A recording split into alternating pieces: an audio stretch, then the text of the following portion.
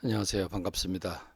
말씀을 사모하는 여러분, 말씀을 사모하는 사람들의 그 삶과 영혼은 부요한 줄로 믿습니다. 주님의 말씀으로 그 가치관을 삼고 주의 뜻을 제 일에 가장 중요한 것으로 여기고 있기 때문입니다. 오늘 우리가 함께 잠깐 오늘의 큐티 묵상할 것은 교회가 세상과 어떤 관계가 있는가 하는 것입니다. 아, 사도 바울이 디모데에게 보내는 편지 그 전서 3장에 보면 교회는 세상의 진리의 기둥과 터다 이렇게 말씀하고 있습니다. 그러니까 세상을 떠받드는 진리의 기둥이고 진리의 터라고 하는 것을 말씀하고 있죠.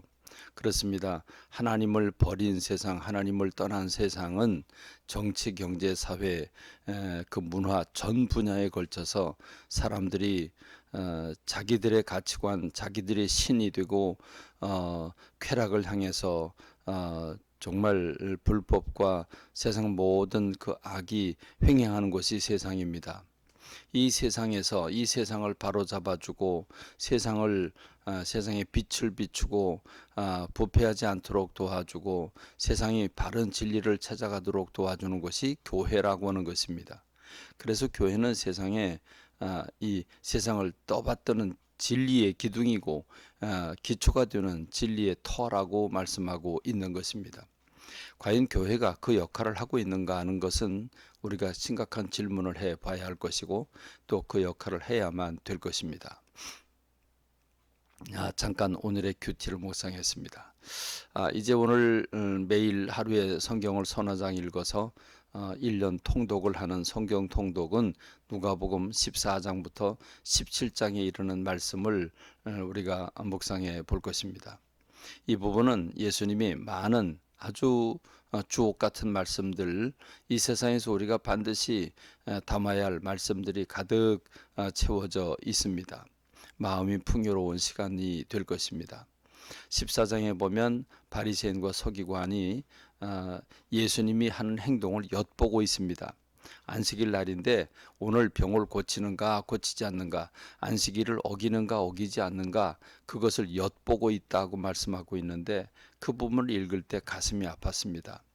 예수님은 전혀 아랑곳 없이 수종병이라고 하는 병이 걸린 사람을 고쳐주면서 너희는 안식일에 양이 구덩이에 빠지면 그거 건져내 주지 않는가, 이렇게 질문하는 모습을 찾아볼 수 있죠.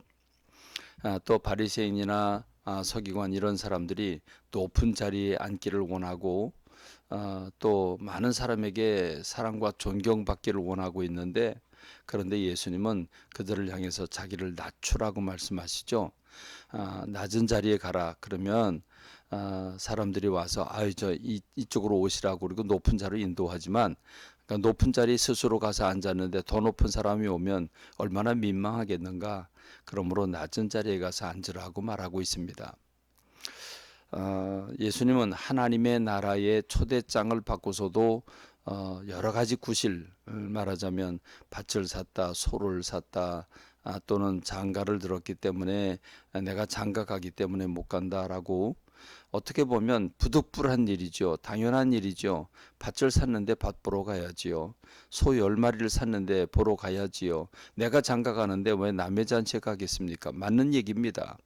그런데 여러분, 그럼에도 불구하고 왕의 초대, 하나님 나라의 초대를 받고서 이렇게 거절하는 사람들은 주님께서 그들을 버리신다고 말씀하고 있죠.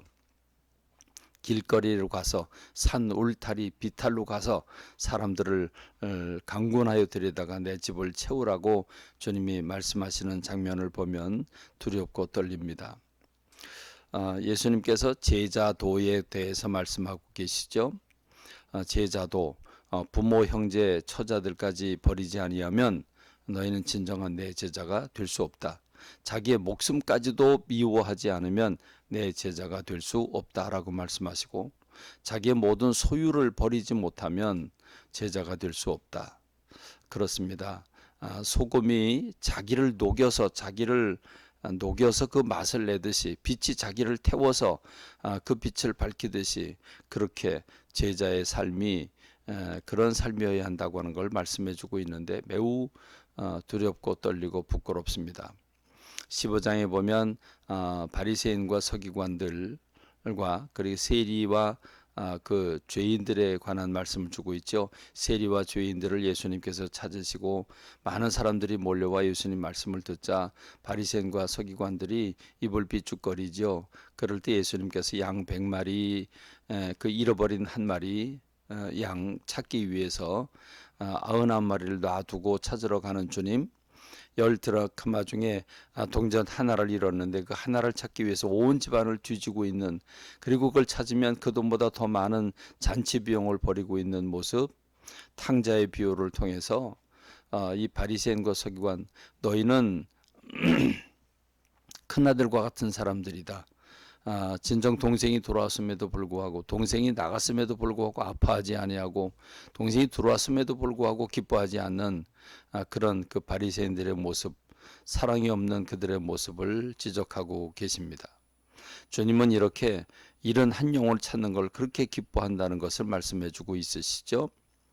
16장에 보면 하나님과 재물을 겸하여 섬길 수 없다. 불의한 청지기가 참으로 해괴 망측한 방법으로 그가 자기의 살 길을 찾는 방법을 보고 봐라. 세상 사람들도 저렇게 자기 살 길을 찾느라고 꾀를 쓰는데 우리 믿는 사람들은 어떻게 해야 되겠는가? 지혜로워야 되지 않겠는가?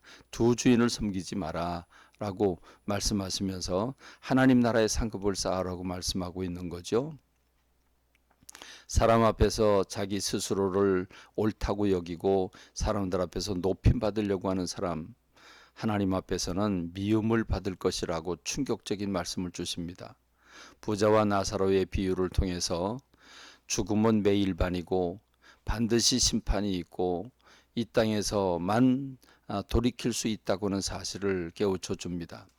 17장에 가서 아주 지극히 작은 자 하나도 실족시킨 사람은 연자 맷돌을 달고 바다에 빠진 편이 낫다고 말씀하면서, 만일 죄를 범한 자가 내게 용서를 구하면 하루에 7번씩 7번이라도 용서해 주라고 부한대를 말씀하고 있는 거죠.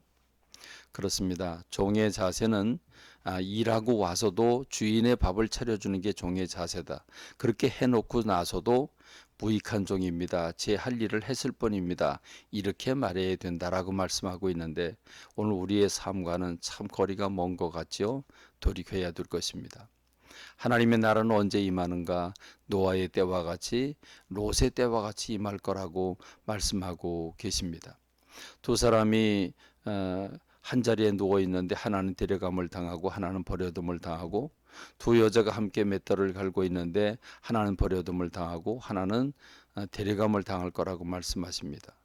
오늘 우리에게 주신 말씀 두렵고 떨린 마음으로 받으면서 주님의 마음을 품고 살아가는 오늘 저와 여러분이 되기를 바랍니다. 감사합니다. 말씀을 맺겠습니다.